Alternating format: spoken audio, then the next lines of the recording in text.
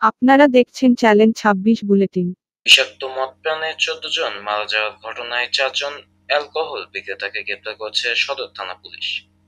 বগুড়ার police super এক সংবাদ বিজ্ঞপ্তিতে জানান, গ্রেপ্তারকৃতরা হলেন বগুড়া শহরের ফুলবাড়ি এলাকার পারুল হোমিও ল্যাবরেটরিজের স্বত্বাধিকারী নুন নবী, শহরের গালাপট্টি মুন হোমিও হলের স্বত্বাধিকারী আব্দুল খালেক, গালাপট্টি এলাকার হাসান হোমিও হলের কর্মচারী আবু জুয়েল, কলতোয়া হোমিও হলের স্বত্বাধিকারী শহীদুল আলম সবুজ।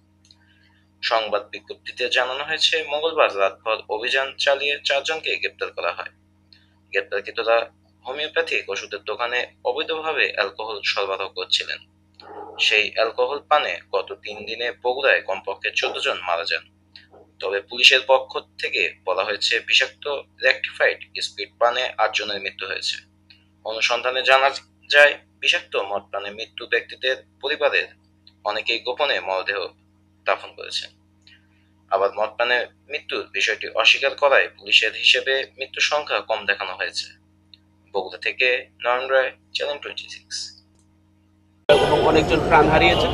আমরা মোট ৪ জনকে গ্রেফতার করেছি। এর মধ্যে যে যারা গ্রেফতার তারাও জিজ্ঞাসাবাদে প্রাথমিকভাবে তারা বলেছে যে হ্যাঁ, তারা এটা বিক্রি করে থাকে। বগুড়া শহরের